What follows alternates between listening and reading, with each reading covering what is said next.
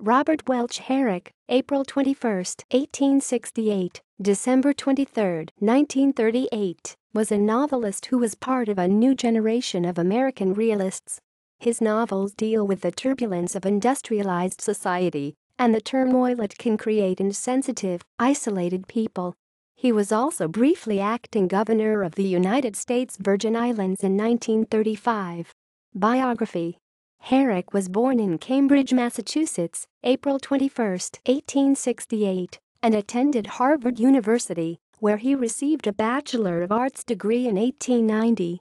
In 1894 he married Harriet Peabody Emery, with whom he had a son, Philip Abbott Herrick, and two daughters, Alice Freeman Palmer Herrick and Harriet Peabody Herrick. He later taught at the Massachusetts Institute of Technology.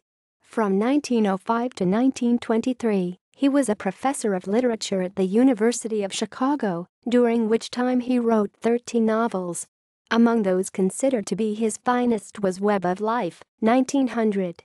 Herrick was praised by William James for his frank and clear-eyed views, and his work can be compared to that of England's George Gissing. Both writers developed themes of social discontent, the changing role of women, and the effects of social isolation. While seeing his world with a critical eye, Herrick escaped the shrill tone of muckraking writers like Upton Sinclair. His art was free of dogmatisms and achieves its power from a melancholic fatalism. He dreaded the brutality and ignorance of the mob as much as he despised the avarice and ennui of the upper class. Herrick was suspicious of political doctrines and utopian legislation, feeling that true progress for human happiness must always lie in individuals making moral choices. Cn. In January 1935, he was appointed as a secretary to the United States Virgin Islands. During a political scandal involving then-Governor Paul Martin Pierson, both Pierson and his lieutenant governor, Lawrence William Kramer, were called away to testify before the Senate.